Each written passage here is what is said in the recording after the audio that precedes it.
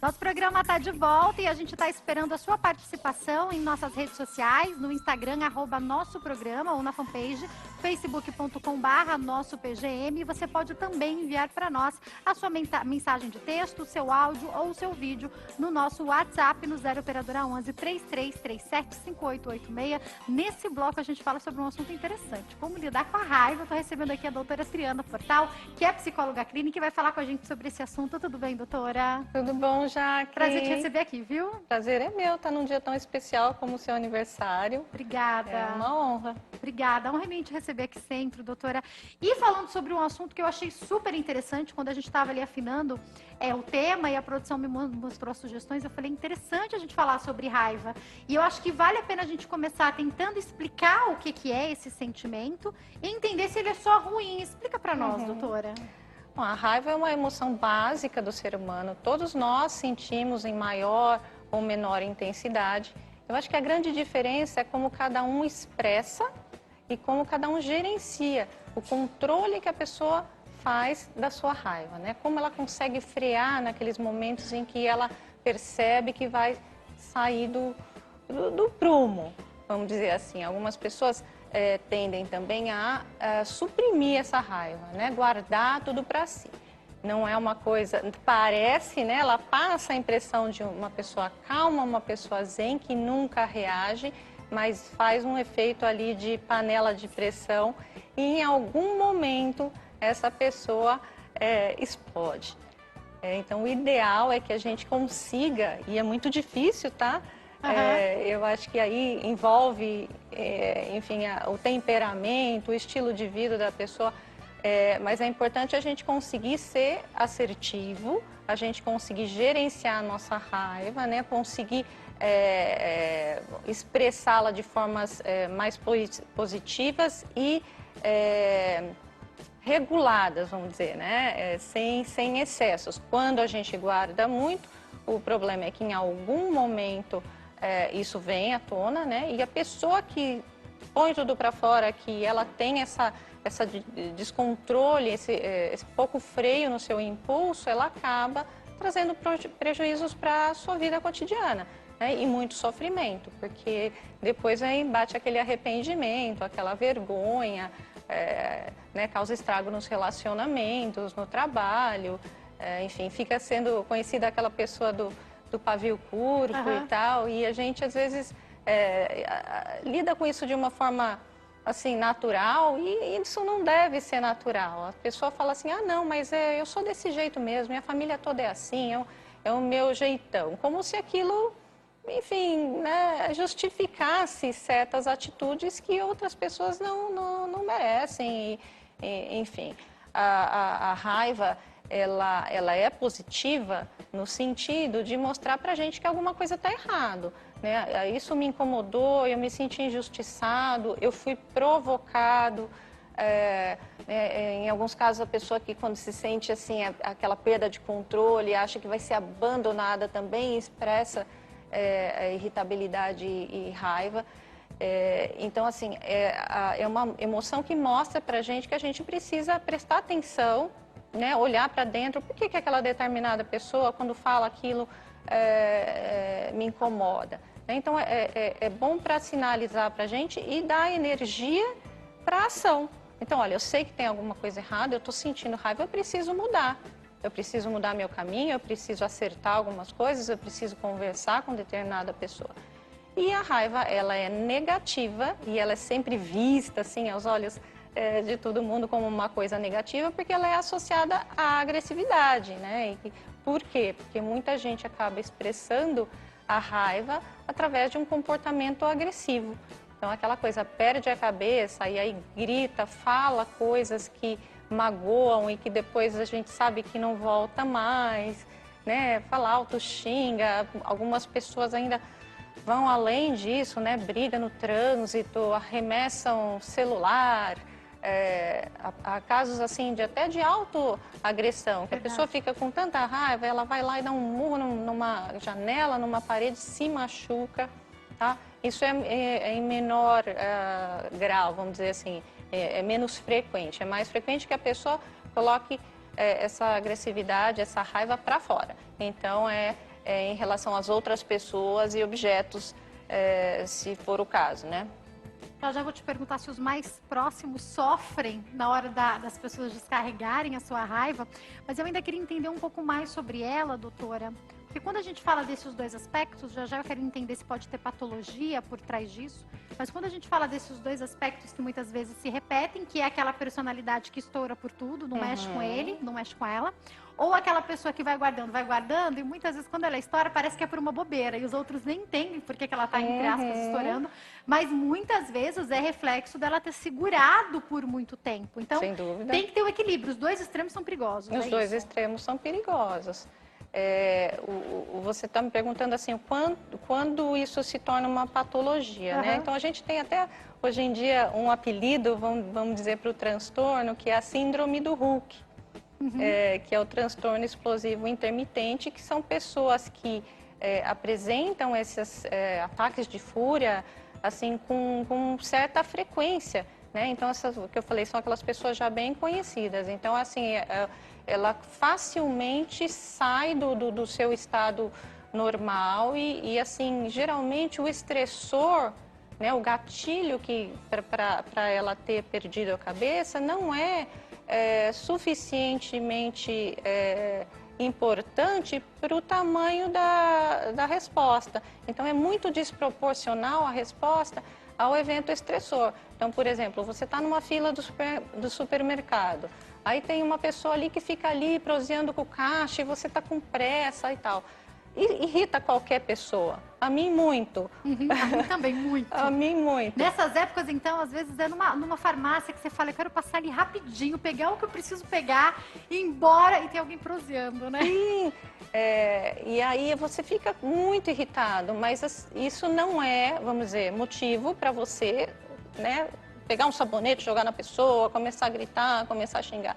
Isso não é um comportamento, vamos dizer, adequado, controlado, funcional.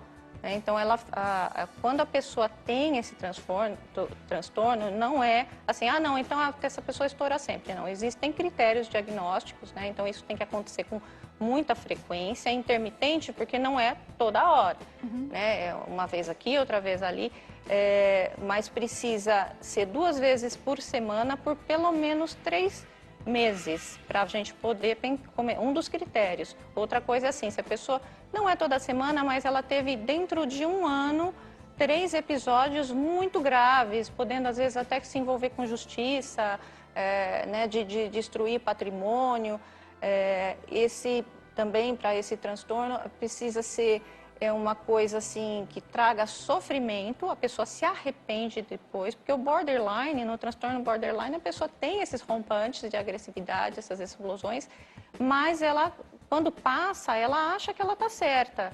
Assim, ela ainda justifica aquilo. Ela não enxerga o erro, né? Ela não enxerga o erro, ela justifica com o estressor que ela foi, vamos dizer, provocada a ter aquela reação. A pessoa que tem um transtorno explosivo intermitente, não, ela sofre depois, ela fica envergonhada, ela sente muita culpa, muito arrependimento, porém, quando chega uma outra situação, que é de repente, do nada que acontece, né? Como eu disse, uma coisa simples ali, não é premeditado. A pessoa não consegue conter esse impulso, na verdade é uma deficiência aí do controle dos impulsos. Hoje em dia faz parte até desse tipo de patologia do controle dos impulsos. Então, a pessoa precisa, na verdade, de critérios diagnósticos para ser considerado isso uma patologia. Quando a gente não fala de um transtorno configurado e diagnosticado, é uma pessoa, a gente precisa pensar se essa pessoa é uma pessoa que guarda muita coisa, né? O que ela está passando naquele momento de vida, o seu modelo de família também, porque tem pessoas que vêm de modelos familiares em que a agressividade, a forma de expressar a raiva é muito frequente, vamos dizer, é o padrão normal e é aquilo... É até cultural para aquela pessoa, sim, né? Ela viveu isso a vida inteira. Exatamente, foi o modelo que ela teve e aquilo que ela aprendeu. Ela não sabe fazer diferente, né? Então, a gente tem que diferenciar aí, né, o que é o transtorno e o que é uma pessoa que às vezes está precisando de um certo ajuste, mas que não tem um problema, vamos dizer assim, né? Um transtorno. Já vou destrinchar esses tópicos, porque ainda tem muita coisa pra gente esclarecer. Deixa eu ver uma mensagem que chegou, pode colocar, por favor. Ah, mensagem de parabéns. Oba, a Maria diz assim: hoje eu quero te desejar muita paz, amor e muitas bênçãos, que Jesus ilumine sempre o teu caminho e que Ele te conceda vitórias, muitas felicidades, feliz aniversário. Maria, do Rio de Janeiro. Maria, obrigada pela sua participação, muito obrigada pela sua mensagem. Um beijo grande pra você, viu? Amei. Doutora, vamos destrinchar um pouco esses tópicos, porque aí já aqui, ó, minha cabeça começou a pensar um monte de coisa. Primeiro é entender um pouco sobre como a gente está escolhendo criar os nossos filhos, como estamos direcionando os nossos jovens, porque não é difícil a gente ouvir falar de situações que chamam a atenção desses jovens e às vezes até das crianças. A maneira como a gente lida com essa criança quando ela expressa a raiva é fundamental para como ela vai expressar a raiva quando adulto? Olha, é importantíssimo, né? Então, se você tem uma criança que ela começa a ter... É muito comum na infância, tá? A gente não precisa diferenciar. Eu acho que quando a gente fala de raiva e do transtorno intermitente, explosivo intermitente que eu estava te falando, é a partir dos 6 anos. Né? Quando a gente fala de criança mesmo, é o transtorno positivo desafiador, quando patologia. Quando não, toda criança tem ali seu momento de birra. A criança ainda está no mundo dela, muito egoísta, então é difícil para ela entender que ela precisa ser altruísta, que no mundo não é ela a vontade dela o tempo todo. Então, pais muito permissivos e pais que reagem de uma forma muito agressiva, gritando, né, às vezes com violência, até ensinam para aquela criança que aquele é o caminho, que aquele é o modelo. Então, quem gritar mais alto, o mais forte, vence. É isso que acaba sendo passado para essa criança. Doutora, já a gente continua esse bate-papo, com certeza a gente ainda tem muitas dúvidas sobre esse assunto, então daqui a pouquinho eu continuo com a doutora Triana Portal, mas antes eu vou te falar um negócio, e agora a gente volta a bater papo com a doutora Triana sobre como lidar com a raiva. Doutora, eu gostaria que a senhora explicasse então para nós, vamos imaginar uma criança numa situação normal, em que ela está brincando, e os pais chamam para comer. Estou imaginando aqui uma situação que já aconteceu inclusive lá em casa, e a gente quer que a criança sente à mesa, coma com a família, e a criança quer continuar brincando, é normal nesse momento ela fica um pouco irritada. Qual a melhor maneira, exemplificando entre tantas situações que podem acontecer, da gente lidar com a raiva da criança naquele momento para ajudá-la? Olha, o que você me disse é uma situação bem típica, né, que todos os pais já passaram. Também tem aquela situação do shopping, que todo pai fala assim, olha, meu filho nunca vai se jogar no chão, bater os pés no shopping, porque eu vou educar diferente. E olha, paga a língua, porque todo mundo que tem filho já passou por isso uma vez, ou na casa de alguém. Então, nessa hora, assim, o pai ou a mãe tem que se manter calmo. Eu rio de nervoso, doutora, porque eu sempre falei, meu filho nunca... Eu lembro a primeira vez que ele... Foi só uma vez que aconteceu um episódio que eu me lembro mesmo, que ele se jogou no chão do shopping. E eu ria, porque eu falava, gente, eu via as pessoas me olhando, eu falava, eu era essas pessoas que estão olhando. Mas naquele momento eu falei, meu Deus, não acredito, aconteceu, né? Pois é, acontece comigo também, aconteceu. Foi uma vez só, mas foi muito, assim, intensa essa vez. E a gente fica assim, você não sabe se dá atenção para a criança, as pessoas que estão olhando, o que fazer, né? Porque às vezes você tenta acalmar a criança e a criança se bate mais ainda, né? Às vezes até se você tiver com bolsas, essas coisas, a criança vai te machucar. Mas o ideal é você, né, a pessoa que está passando por isso, não perder o controle nessa hora. Perder o controle, né, ou bater, ou gritar, ou assim, chacoalhar a criança.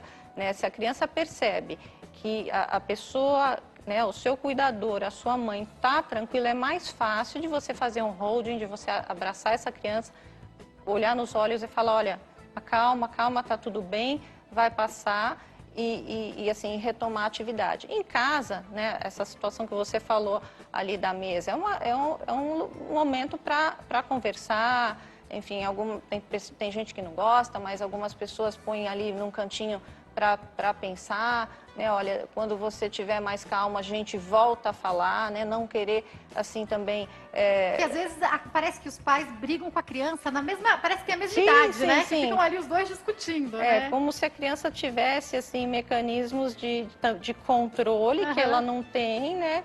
E, assim, de racionalização Como ali se fosse um daquele adulto, né? momento. Não é, ali é pura emoção, né? E assim, a gente adulto, a gente assim equilibrado, o nosso pensamento deve preceder a nossa ação, nossa emoção. Para a criança, não. O pensamento não está tão estruturado, ela nem entende todas as convenções sociais.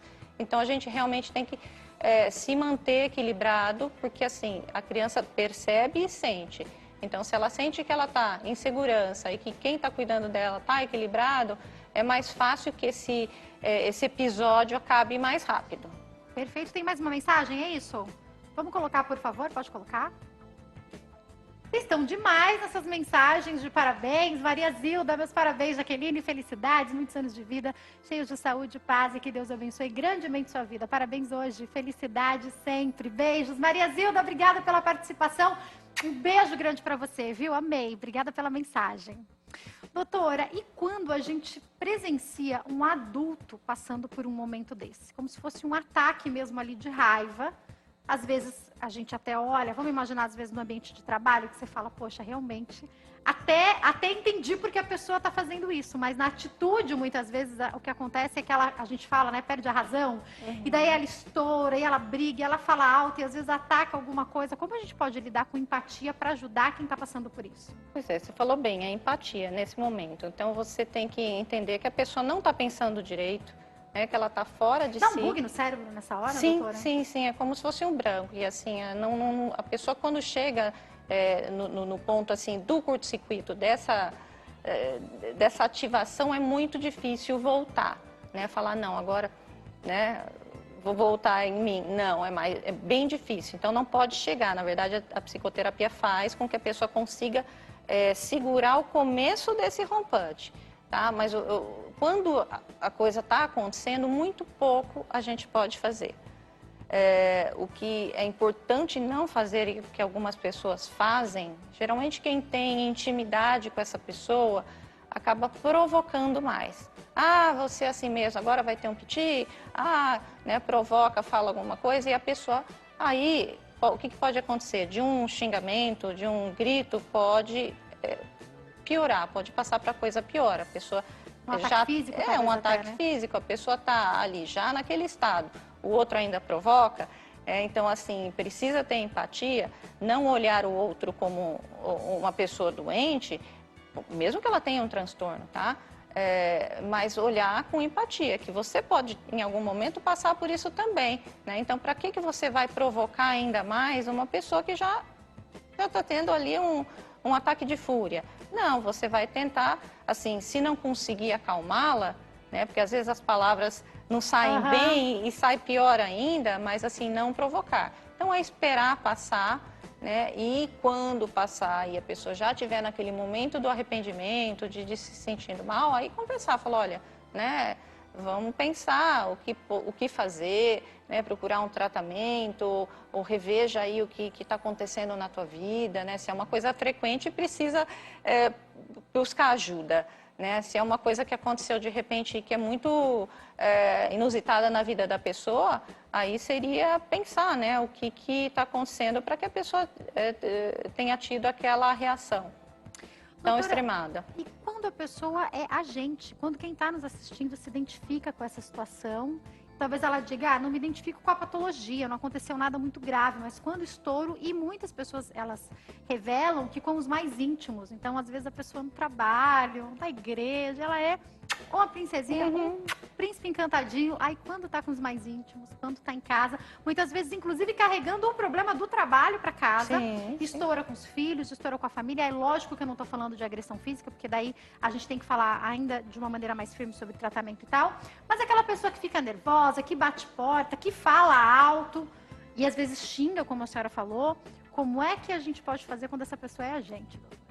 Olha, precisa enxergar que existe um problema, né? Não tratar, não, todo mundo me provoca, tudo, né? Aquela Também, visão... né? Olha o que o outro fez. Aquela visão ali pessimista e negativa e assim, muito de vitimista, né? Então, assim, sair dessa posição, porque o que acontece? Quando você perde a cabeça, você poderia até ter razão pelo o que aconteceu com você, mas quando você perde a cabeça, aí você já perde já perde a razão. Então, aquela pessoa que te provocou, aquela coisa errada, aquela injustiça que foi feita, ela foi esquecida, só o seu comportamento que vai ser visto, né?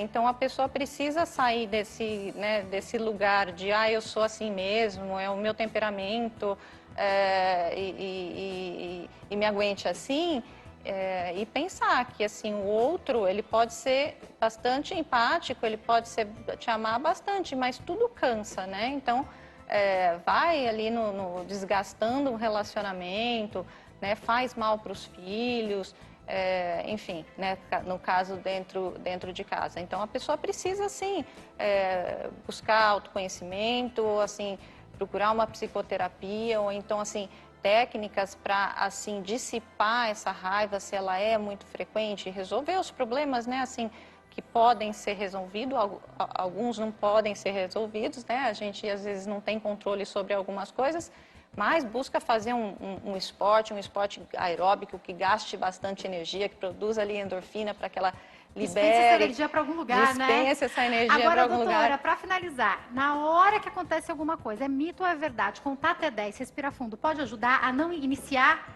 esse ataque de raiva? Sim, isso assim, é uma das dicas, né? E às vezes até 30, até 100 se precisar.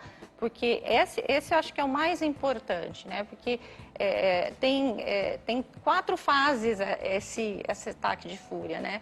Então, tem o momento em que está subindo aquele nervosismo, o curto-circuito, a explosão e o que acontece depois, né? O dano que foi causado depois. Então, quando a pessoa percebe que ela está ficando nervosa e a raiva está subindo, isso é fácil, porque você começa a tremer, começa a dar calor, às vezes a pessoa começa a suar, trava as mãos, trava aqui a mandíbula. Então, esses são sinais físicos. Os sinais, assim, emocionais é assim, aquela coisa de raiva, de vontade de xingar, de falar uma coisa. Quando a pessoa percebe que ela está subindo ali, ela precisa sair de cena, ela não pode falar a primeira palavra, ela não pode... Não enfrente a situação, né? Não, ela naquela hora, se ela começar, aí vem a enxurrada toda. Então, nesse momento, o contar até 10 pode ser também sair de cena, vai lá, lava o rosto, toma um copo d'água, toma um ar fresco, e aí sim prevalecer o pensamento, olha, vale a pena? Né? Eu posso falar... E qual é a melhor saída, né? Eu tenho que encerrar, doutora. Prazer te receber sempre. Muito obrigada pelos esclarecimentos. Para quem quiser entrar em contato, o Instagram, @Clínica Portal Morumbi. E tem o canal do YouTube, Triana Portal, para você seguir e acompanhar. Doutora, volta mais vezes, por favor. Volto sim, Não deu tempo de falar tudo, mas a gente agradece demais, viu? Muito obrigada. Eu tô sabendo que chegou mensagem do Brasil inteiro aqui para o nosso programa, me parabenizando. Obrigada a todos vocês. Vou pedir para a produção me passar todas essas mensagens, tá? Muito obrigada mesmo. Um beijo grande. A gente continua se falando nas minhas redes sociais, então. Tchau, tchau.